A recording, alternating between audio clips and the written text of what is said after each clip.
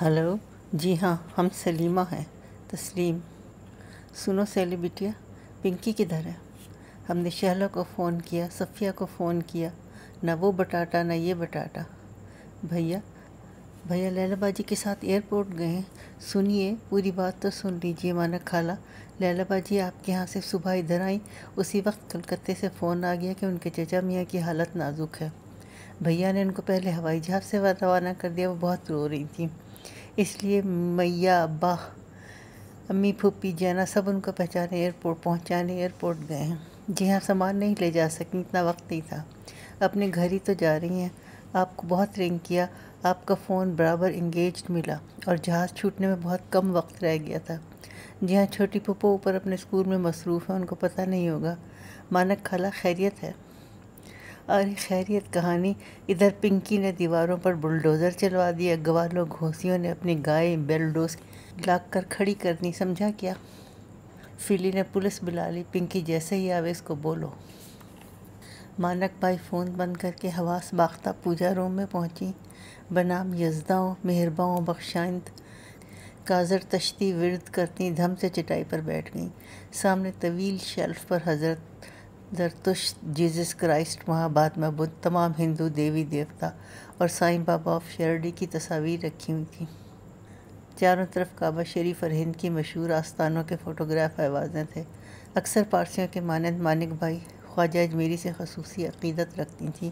آنکھیں بند کر کے ہاتھ جوڑے اور التجا کی، خواجہ صاحب بچہ لوگ کے لیے شانتی رکھو، فلی پنکی کے واسطے شانتی رکھو۔ پنکی شامیانے میں بیٹھے ایک پولیس افسر اور ایک وکیل سے بات کرنے میں مصروف تھے۔ 2 کانسٹیبل مندر مسجد کے سامنے تعینات کیے جا چکے تھے۔ حد بندی کے اندر گائیں جگالی کر رہی تھیں، مختصر شوالے اور مسجد کے چوگرد زعفرانی اور چاند تارے والی سبز جھنڈیاں لہرا رہی تھیں۔ مہادیو گڑھی بچاؤ، جھانکڑ والی مسجد بچاؤ کے پوسٹر پھاٹک پر لگا دیے گئے تھے۔ یہی اشتہار پرانے شہر کی دیواروں پر چسپاں تھے۔ کچھ دیر بعد پولیس آفیسر اپنی جیپ پر بیٹھ کر روانہ ہو گئے۔ وکیل صاحب جو بیرسٹر شہلہ مرزا کے جونیئر تھے، ہائی کورٹ جانے کے لیے اٹھے۔ امریکن کٹ، ذرا ڈھیلے سے سوٹ میں ملبوس ایک منحنی اور معمر اجنبی شامیانے میں داخل ہوا۔ السلام علیکم پنکی میاں، پہچانے؟ وعلیکم السلام۔ پنکی نے ان کو نگاہ بھر کر دیکھا، ندامت سے نفی میں سر کو جنبش دی۔ معراج احمد، کچھ یاد آیا؟ آپ چھوٹے سے تھے، ہم قمبر مرحوم کے ساتھ وکی میاں سے ملنے آپ کے ہاں آیا کرتے تھے۔ جی اب یاد آ گیا، بہت خوشی ہوئی، تشریف رکھیے۔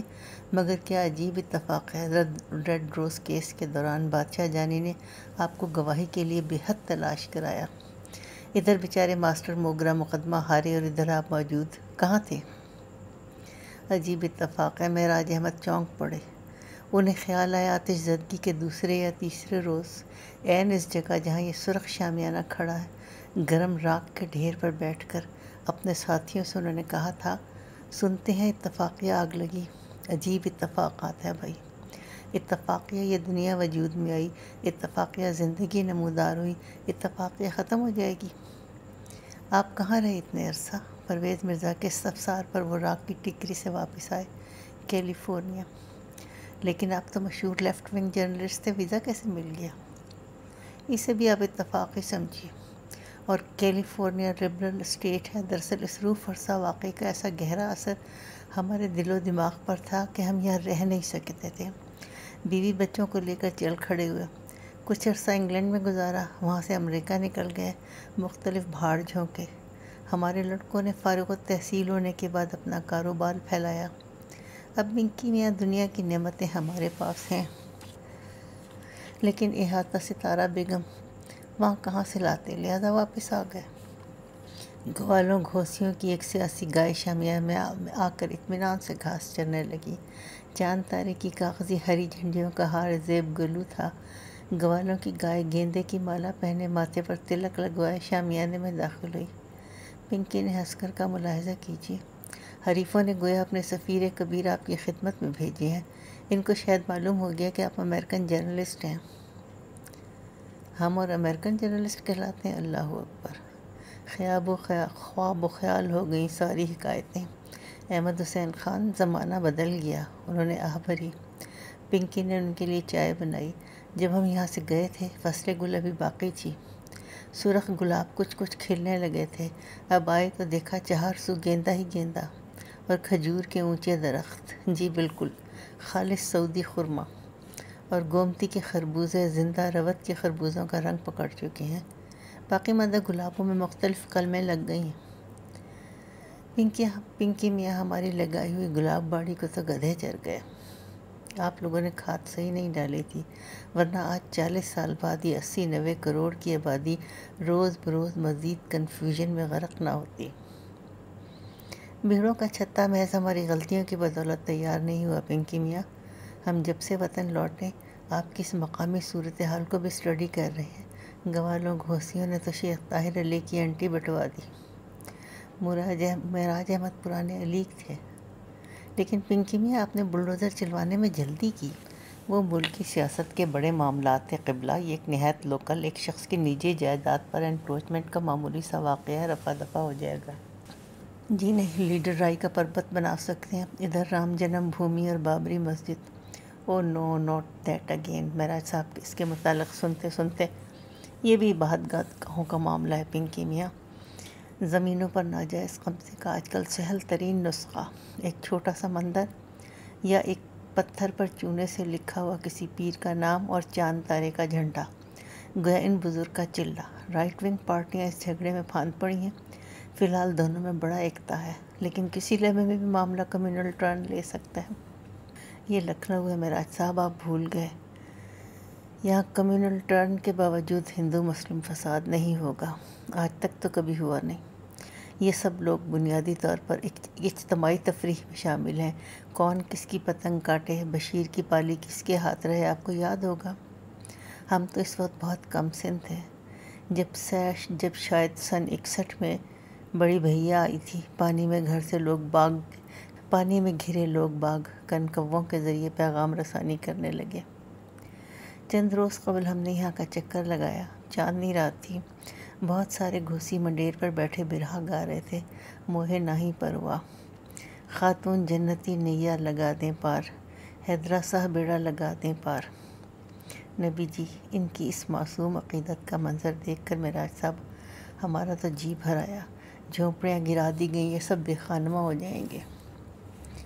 یہ ناجائز بستی بسانے والے مقامی غریب کے اصل وارث نہیں ہیں؟ شاید انہی کے پرکھوں سے قمبر میاں کے جد امجد نے یہ زمین چھینی ہو، وہ اسے واپس کرنے والے تھے۔ پنکی نے سگریٹ سلگایا۔ سنیے جناب، پہلے یہ علاقہ بانکے شیوخ لکھنؤ کی ملکیت تھا۔ وہ بانکے کیوں کہلائے؟ کہ تلوار کے دھنی تھے۔ اوکے، ان سے برہان الملک نے چھینا بذریعہ مغل فرمان۔ اور مغلوں نے اپنی سلطنت کس سے چھینی تھی؟ لودھیوں سے۔ انہوں نے سلاطین شرقیہ سے، اور حضور والا ان سے قبل تغلق، خلجی وغیرہ وغیرہ، اور ان سے پہلے پرتھوی راج اعلیٰ ادل سے لڑتے تھے، اور سارے راجپوت مار کاٹ چھینا جھپٹی میں جٹے تھے۔ انہوں نے کمزور گپتاؤں کو بھگایا، انہوں نے موریوں کو، اور ان سے پہلے معراج احمد نے گویا امان پانے کے لیے ہاتھ اونچے کیے۔ ایک بات سنیے، ہم ان لوگوں میں سے جو ہندوستان کی انٹیلیجنسیا کہلاتے ہیں، اصول پرستی اور ذہنی دیانتداری کے مدعی، اخباروں میں احتجاجی خط لکھتے ہیں، سیمیناروں میں پیپر پڑھتے ہیں، لیکن عملاً اسی نظام کا ایک اٹوٹ حصہ ہیں، بلکہ کل پرزے۔ ہم چونکہ شیروڈ اور کولمبیا وغیرہ میں پڑھتے ہیں، لیفٹسٹ وچار دھارا میں نہیں کودے، لیکن دائیں کنارے پر بھی نہیں پہنچے، مجدار میں ڈبکیاں لگا رہے ہیں۔ فی الحال تو یپی ہیں، گو پپیز سے مقابلہ نہیں کر سکتے۔ اور میاں یہ پپی کون ہے؟ پنجابی۔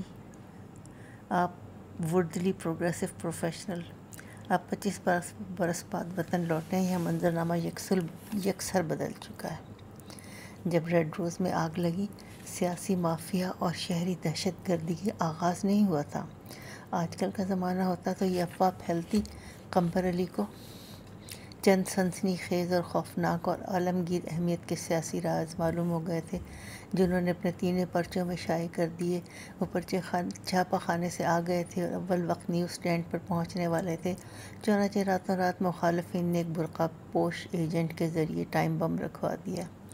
وہ پراسرار نقاب پوش شام کے 5:45 بجے ندی کے پل پر قمبر میاں کے ساتھ دیکھی گئی تھی۔ مزید برآں راز آپ ہی نے یعنی mister Mehraj Ahmad chief reporter red rose نے حاصل کیے تھے، لہٰذا اب جلد از جلد یہ ملک چھوڑ کر سمندر پار جا بسے۔ سبوتاژ کا شبہ ظاہر تو کیا گیا تھا مگر متفقہ فیصلہ تھا کہ اتفاقیہ۔ قمبر علی بیچارے کی کوئی دشمنی نہیں تھے، وہ تو اتنے مرنج آدمی تھے کہ اپنی بیوی سے پٹا کرتے تھے۔ اچھا وہ برقع پوش بیچاری کون تھی؟ بعد میں کچھ پتہ چلا؟ چاندنی باجی۔ ان کا المناک قصہ سن کر اب کیا کیجیے گا۔ اس وقت بھی جب اخباروں میں ایک مہمان خاتون چھپا تو ہمارے گھر والے باوجہ خاموش رہے۔ ہم اسکول سے لوٹے تو پتہ چلا چاندنی باجی چلی گئیں۔ ان کو قمبر علی یہاں لے آئے تھے۔ یہاں تو ویرانہ ہے، مہراج احمد نے چونک کر کہا۔ پنکی نے فکر مندی سے ان پر نظر ڈالی، جھینپ کر بولے، معاف کرنا پنکی میاں، ہم ذرا ڈس اورینٹڈ ہو رہے ہیں۔ مہراج صاحب بڑے ماموں بتلاتے ہیں کہ قمبر میاں ایک سچے کلاسیکل آئیڈیلسٹ تھے۔ اپنے آدرشوں کی خاطر یہ سارا ذاتی سرمایہ الیکشن اور سالوں میں ختم کر بیٹھے، پھر بھی ہمت نہ ہاری۔ ایسے لوگ اب بالکل نظر نہیں آتے۔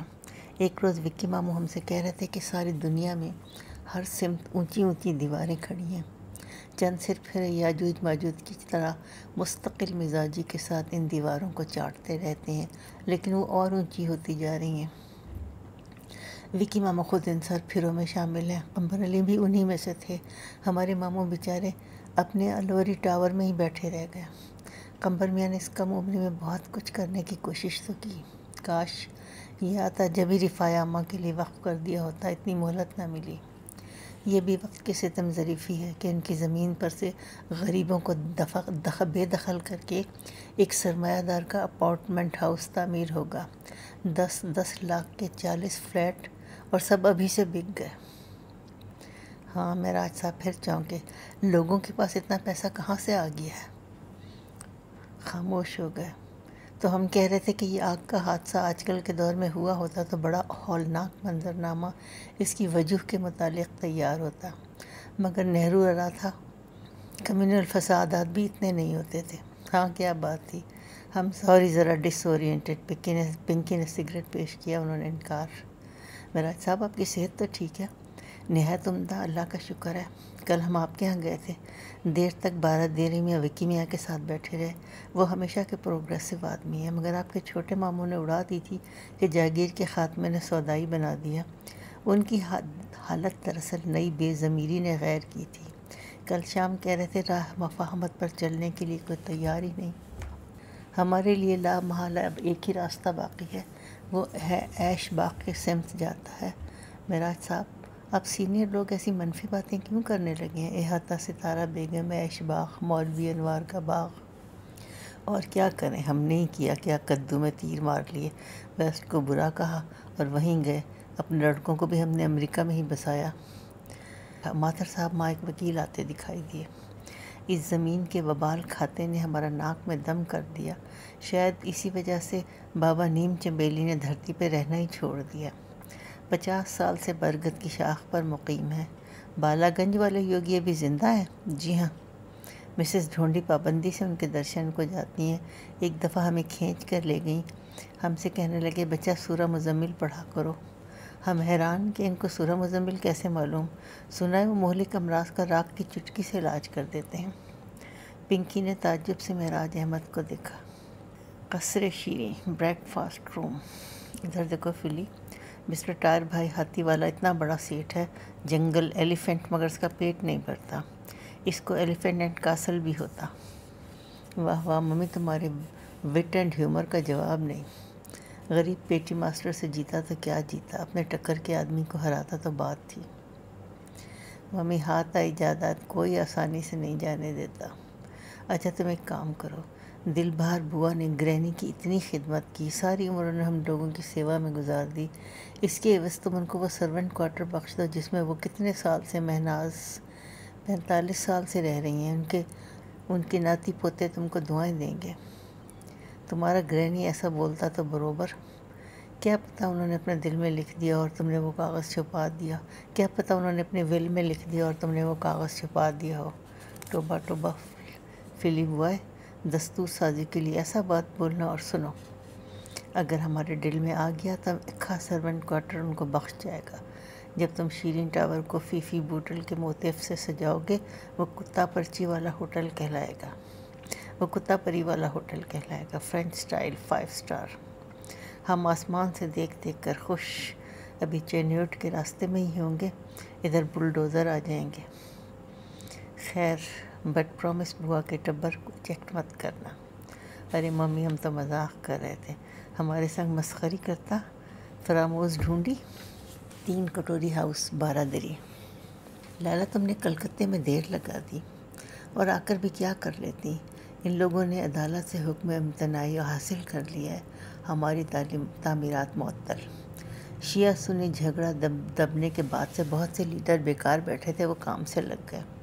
مہادیو گڑھی الگ سے ایک ایشو بن گئی ہے، روزانہ پوسٹر اور اخباری بیانات۔ عدالت سے یہ ساری زمین حاصل کر کے اس پر برج دھام گو شالہ بنے گا اور انٹرنیشنل ویدک سینٹر۔ ایک روز وہاں چند گورے سنیاسی بھی اپنے کتابچے تقسیم کرتے نظر آئے۔ مسجد والے ایریا میں بین الاقوامی عربی مدرسے کی تعمیر کا اعلان ہو چکا ہے۔ ایران اور عراق کی حمایت میں الگ الگ جلسے وہیں ہونے لگے ہیں۔ مندر کے لیے اطلاع دی گئی ہے کہ یہ دیو استھان لاکھوں برس سے موجود ہے۔ لاکھوں برس پہلے تو یہاں سمندر تھا، لینا نے کہا۔ ہاں، لیکن ندی سے نکال کر گول پتھر اس پیپل کی کھو میں کب کا رکھا گیا۔ ادھر مسجد والے لیڈر کہہ رہے ہیں کہ شیخ اظہر علی اور طاہر علی کے پردادا نے یہ زمین زبردستی حاصل کر لی تھی۔ دراصل یہ ساری اراضی حکمران وقت نے اسی مسجد کے لیے وقف کی تھی اور یہاں ایک سرائے بھی تھے، تو سنی وقف بورڈ سے اس کی دستاویزات نکلوائیں۔ ڈیڈی بتلا رہے تھے پہلے یہ دستور تھا کہ صاحب حیثیت لوگ اپنا مکان بنوانے سے قبل اس کے احاطے میں مسجد ضرور تعمیر کرواتے تھے، لیکن تمہارے کون سے پرکھے نے یہ مسجد اور کنواں بنایا؟ اب اپی کی یہ کیسے لڑیں گی؟ مندر مسجد کمیٹی نے چندہ کر کے ایک بڑا وکیل کھڑا کیا۔ شیو جی کے سمبل کی کاربن نہیں ہو سکتی۔ ندی کے تہہ سے نکالا ہوا پتھر جیولوجیکل ٹائم سے تعلق رکھتا ہے اور ساری جیولوجیکل ٹائم پر مبنی ہے۔ مسجد لکھوری اینٹوں کی ہے، سریحاً 18ویں صدی اور غالباً 1737 سے قبل عہد شیخ زدگان۔ تمہارے پرکھے بھی تو شاید شیخ لکھنؤ کے قبیلے سے تعلق رکھتے تھے۔ اچھا، وہ ڈیڈی بتلا رہے تھے کہ ان کے بزرگ قلامچھی بھون کی تباہی کے بعد کرسی میں جا بسے تھے۔ پنکی میں یہاں بلڈنگ کنسٹرکشن کے لیے آئی، نہ کہ تاریخ کے گڑے مردے اکھیڑنے۔ ڈیڈی ایک تو چچا میاں کی رحلت سے اس قدر غمگین ہے، اوپر سے یہ ناگہانی آفت۔ فکر نہ کرو، وکی ماموں کو ہم نے عہد شیخ زدگان کی ریسرچ پر لگا دی ہے، وہ کچھ نہ کچھ ضرور ڈھونڈ نکالیں گے۔ ان دونوں نے سر اٹھا کر دیکھا، سامنے کتب خانے کا دریچہ روشن تھا۔ اور سنو لیلا، کسی سے کہنا نہیں کہ تم دراصل کرسی کی رہنے والی ہو، وہ قصہ اپنے بیوقوفوں کی وجہ سے مشہور ہے، حمق آباد۔ ڈیڈی نے کہا تمام خاندانی کاغذات اظہر علی چچا کی تحویل میں تھے، وہ جل گئے۔ ان کے پاس نسب نامہ ہی ہے جو استاد بوگرے کے خلاف اپنا حق وراثت ثابت کرنے کے لیے کورٹ میں پیش کیا تھا۔ اس میں یہ کہیں نہیں کہ مسجد وغیرہ کون سے بزرگ نے بنوائی تھی۔ تمہارے والد کی طبیعت کیسی ہے؟ اچھی نہیں، چچا میاں اور ان کے مصائب یاد کر کے روتے ہیں، بہت رقیق القلب ہو گئے۔ شور مچاتی چڑیاں درختوں کی طرف آ رہی تھیں۔ وکی ماموں کہتے ہیں پرندوں میں بھی پیغمبر آتے ہوں گے۔ انہیں پیغمبروں کی ضرورت نہیں۔ لیلا نے پلکوں پر انگلیاں پھیری۔ میں جنگلوں میں بہت رہی ہوں۔ جب ہم کارلٹن میں تم سے پہلی بار ملے تم ایک سخت مزاج خاتون سمجھے تھے۔ سنو، تم ہمارے یہاں ساون کی چنریاں دیکھ کر اس مرتبہ کہہ رہی تھیں ہماری ایکسپرٹ خوش قدم بوا سونا کلی وغیرہ سے رنگوا کر غیر مقیم انڈین پاکستانیوں کے لیے ایکسپورٹ کرو گی، اور چٹاپٹی کی رضائیاں، غرارے، حیدرآبادی رامپوری، بھوپالی گھٹنے، لیلا بوتیک، بمبئی، دلی، لندن، ٹورنٹو۔ جہنم میں جائے لیلا بوتیک، پنکی میرا مذاق مت اڑاؤ۔ صفیہ سلطان مکان سے برآمد ہوئی، ٹہلتی عبادت تک پہنچی۔ لیلا فوراً اٹھی، منہ دھونے کی غرض سے اندر گئی۔ ویسے تو یہ بڑی کری ہیں، میری کنڈر گارڈن کی زمین کے دام میں ایک نیا پیسہ کم کرنے کو تیار نہیں، اس وقت یہ کیوں منہ تھتائے بیٹھی ہیں، کہیں گھاٹا ہو گیا؟ چھوٹی خالہ چچا کا غم تازہ ہے، ان کا 40واں بھی نہیں ہوا اور اس نئے جھگڑے کے چکر میں ان کو پھر یہاں آنا پڑا۔ ہاں نقصان تو بہت ہوا، دونوں بھائی مل کر ادھر کے ہاتھی ادھر کرتے ہوں گے، ادھر کے ادھر۔ مانک بھائی انہیں کیا پکارتی ہیں؟ مسٹر ٹائر بھائی ہیں بھی ڈنلپ بھائی کی موت سے ہوا نکل گئی۔ خفیہ ہاتھی اور نیپال بارڈر سے حشیش بڑا سخت خسارہ ہوا بیچاری کا، ورنہ چچا کی موت پر کوئی یوں نہیں روتا۔ بابی مریں گے تو وکی کی اولاد اس طرح سوگ منائے گی؟ چھوٹا خالہ پلیز، آپ تمام عالم سے بدگمان ہیں۔ وہ فوراً اٹھ کھڑی، میں اسی وجہ سے تم لوگوں کی محفلوں میں نہیں بیٹھتی، باقی یہ کہ وہ زمین ہی منحوس ہے، اس کا خیال چھوڑ دو۔ تم نے جس روز سے اس پر کام شروع کروایا اس کے 15 دن قبل آواز نے بار بار کہہ دیا تھا منع کر رہے ہیں، تو وہی ہوا، اتنی بڑی اڑچن پڑ گئی، الہی کا بلوا ہو گیا۔ وہ سیڑھیاں اتر کر پائی باغ میں چلی گئیں۔ پنکی نے سگریٹ جلایا، لیلا واپس آئیں۔ پنکی نے حیرت سے سوچا، اس نصف بنگالی لڑکی کی شخصیت میں فیروزہ کی کتنی جھلک ہے۔ ماحول اور پس منظر کے فرق کے باوجود دونوں تھوڑی سی باغی اور خودرائے، جدید مشرقی خواتین، لیکن ان کی اس خود اعتمادی میں ان کی کلاس اور مغربی تعلیم کا کتنا دخل ہے۔ صفیہ روش پر جا رہی تھی، ہوا نے پلو اڑایا، فوراً بازو دوبارہ لپیٹ کر بصورت آگے بڑھی۔ ارے لیلا کے منہ سے نکلا، کبھی ظاہر نہ کرنا، وہ بے حد حساس ہیں۔ اب شاید میں سمجھ سکتی ہوں، یہ معذوری ان کا پرابلم نہیں۔ پھر لٹل سرائے کو، وہ کون ہے؟ لٹل سرائے کو سیکنڈ ریڈ روز، یہ ایک غیر حاضر کا غیر موجود پتہ ہے جو عالم مثال میں موجود ہے۔ پنکی تم بھی دیوانے ہو، کہہ دیتی ہیں تمہارے متعلق مجھے اپنے فیصلے پر نظر ثانی کرنی پڑے گی۔ ارے نہیں بھئی، غضب نہ کرنا۔ کیا تم لوگ سیدھے سباؤ بات ہی نہیں کر سکتے سوائے موموں کے؟ میں کیوں ایک اب نارمل خاندان میں شامل ہوں؟ وہ پھر روحن سی ہو گئی۔ کم آن لیلا، انہوں نے آج تک مجھ سے سیدھے منہ بات نہیں کی۔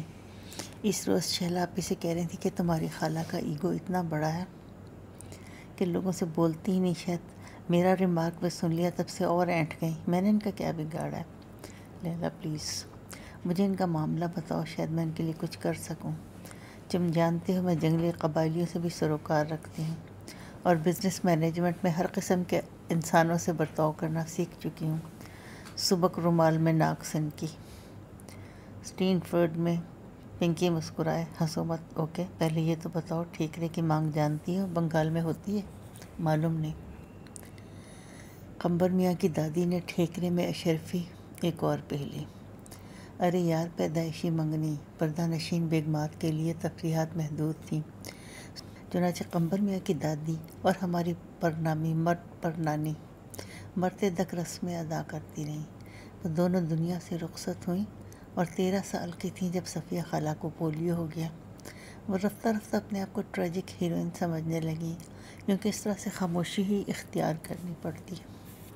ہمارے نانا نانی کا خیال تھا بیرسٹر اور بیگم علی پولیو کے نقص کے باوجود وفاداری نبھائیں گے، غالباً وہ ایسا کرتے، لیکن بوبی مامی کی پہلے شادی کے موقع پر ہمارے لالا کاری چرن نے ان کے منشی بھوانی شنکر سے ملے، گول گول الفاظ میں پوچھا، انہوں نے بھی مبہم جواب دیا کہ بھیا نہیں مانتے، منع کر رہے ہیں۔ لالا نے آ کر نانی اماں کو اطلاع دی، منع کر رہے ہیں، جملہ صفیہ خالہ تک پہنچ گیا۔ بولے ہم لولے بھی تو ہیں، اپنا کمرہ بند کر کے پہروں روئی۔ اس کے بعد سے سب سے بے تعلق سی ہوتے گئیں۔ گھر والے ان سے نادم تھے، ان کو مزید خجالت سے بچانے کے لیے دن رات پڑھائی میں چٹ گئیں، مار ایک کے بعد ایک ایم اے اور ڈاکٹریٹ اور جانے کیا کیا۔ اکثر قصباتی گھروں میں یہی نقشہ تھا، زمینداروں کے نونہال نوعمری میں منسوب کر دیے جاتے تھے یا منکوح، اس کے بعد وہ یونیورسٹی میں پہنچ کر اس طرح کی دانشوری اختیار کر لیتے تھے اور اپنے گھروں کے قدامت پرست ماحول سے نکل بھاگتے۔ ہاں میں نے سنا ہے ہمارے بنگال میں بھی ایسا بہت ہوا۔ پھر یہ لوگ یا غیر روایتی قسم کی شادیاں کر لیتے یا رومانٹک انقلابی بنے گھوما کرتے تھے۔ قمبر میاں کا کنبہ دقیانوسی نہیں تھا، یعنی تم لوگ ان کے والد نئی پروفیشنل کلاس سے تعلق رکھتے تھے۔ ماں باپ دونوں روشن خیال، وہ بیٹے کی زبردستی شادی نہیں کر سکتے تھا، اور ان کو احساس بھی تھا کہ بیچاری صفیہ سلطان کے ساتھ زیادتی ہوئی، جس کی اصل ذمہ دار ان کی دادی اور ہماری پرنانی تھیں بیچاریاں۔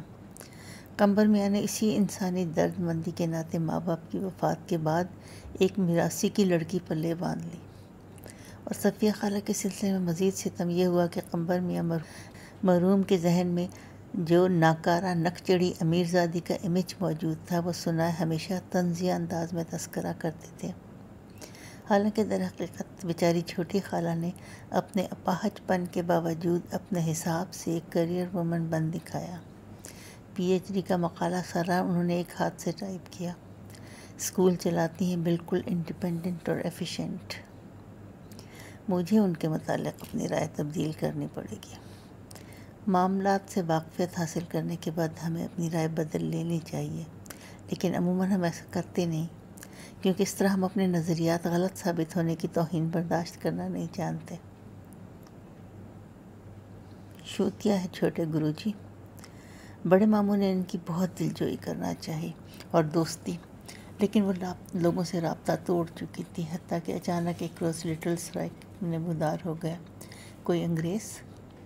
پھر فیروزہ وہی دانش مندی کے باوجود اچانک بھول پن کے سوال۔ ہاں پنکی بتلاؤ نا، چپ کیوں ہو گئے؟ آگے چلو نا، ایم سی سی کا کوئی ٹھکنا انگریز کھلاڑی رہا ہوگا جو یہاں ٹیم کے ساتھ آیا ہوگا۔ دیکھو میں نے کیسا بوجھا، کرسی کی ہونے کے باوجود۔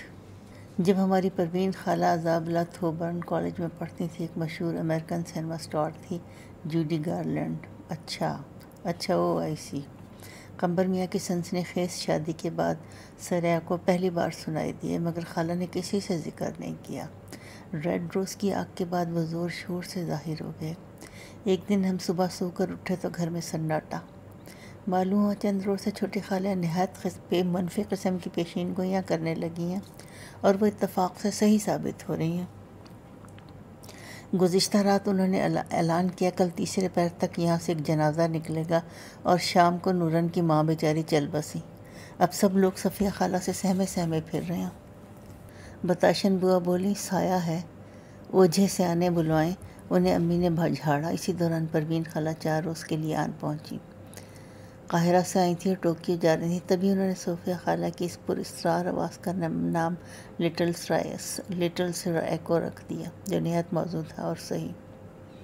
وکی ماموں نے حسب عادت فلسفانہ تذکرہ کیا، ہم سب اہل مشرق اس اسرار کے جال میں گرفتار ہیں۔ مسٹر ڈھونڈی نے کوئی رائے نہ دی۔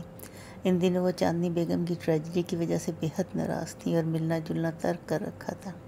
نیورولوجسٹ نے بتایا، شدید صدمات کے زیر اثر ان کے دماغ کے وہ اعصاب جن کا تعلق براہ راست سماعت سے ہے، وہ متاثر ہو گئے ہیں، اور اسی وجہ سے جب بھی ان اعصاب پر زیادہ دباؤ پڑتا ہے، ان کے تحت شعور میں پوشیدہ خیالات کان کے نقص کی وجہ سے ان کو سنائی دینے لگتے ہیں۔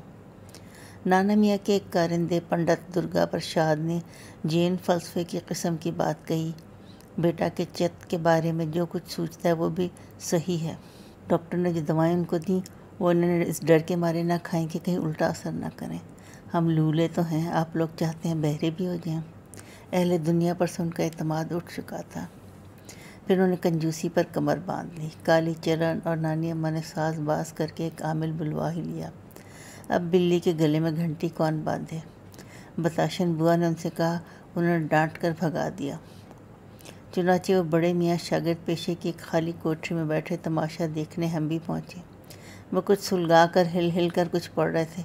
لو بندھار باندھوں، کیا کرایہ بھیجا باندھوں، دم دم زندہ شاہ مدار۔ ہمیں یہ نظارہ بہت بھایا۔ کھیلتے کودتے مکان میں واپس آئے اور چلاتے پھرے، کیا کرایہ بھیجا باندھوں۔ امی گیلری میں آ رہی تھی، انہوں نے پکڑ کر ایک جھاپڑ رسید کیا۔ ہم بچپن میں بے انتہا شرارتی تھے۔ اب لٹل سرائے کو مدتوں غائب رہتے ہیں، پھر دفعتاً سنائی دے جاتے ہیں۔ ہمیں خالہ کے چہرے کی دہشت سے اندازہ ہو جاتا ہے، لیکن وہ چپ چاپ اپنے کام میں لگی رہتی ہیں۔ ہاؤ ڈریڈفل۔ لیکن سوال یہ کہ انہوں نے قمبر چچا کو اپنے اعصاب پر اتنا مسلط کیوں کیا؟ منگنیاں ٹوٹتے ہی رہتی ہیں۔ بچپن کی نسبت کا رومانس۔ بوڑھی ماما ہی بتلایا کرتی ہیں کس طرح تیج تہوار پر قمبر مہنگے سے سینیاں اٹھائے خادموں کی قطاریں وارد ہوتی تھیں، کھلونے، مٹھائیاں، جوڑے، تحفے، طوائف، گانا بجانا، یہاں سے اسی طرح ادھر۔ سیانی ہوئی تو قمبر میاں پار بسنے والے ہیرو نہ بنتے۔ رومانٹک انگریزی ناول اور رومانٹک فلموں کے دور میں پروان چڑھی تھی۔ تم اور ہم نئی سینیسزم کے پروردہ ہیں، ہماری زندگیوں سے رومانس کب کا رخصت ہو چکا۔ جان لیوا رومانس تھا بھائی۔ ارے ہماری پروین خالہ تو سنا ہے جب کالج میں پڑھتی تھی اسی بارہ دری میں اپنی سہیلیوں کو بلا کر دلیپ کمار کی سالگرہ مناتی تھی۔ واقعی لیلا نے قہقہ لگایا، وہ بڑی معصوم جنریشن تھی، اور ہمیں قمبر میاں تھوڑے سے یاد ہیں، دبلے پتے دبو سے ہکلاتے بھی تھے، لیکن سنا ایک انقلابی دانشور حالہ اپنے گرد رکھتے تھے، لڑکیوں میں بہت مقبول تھے۔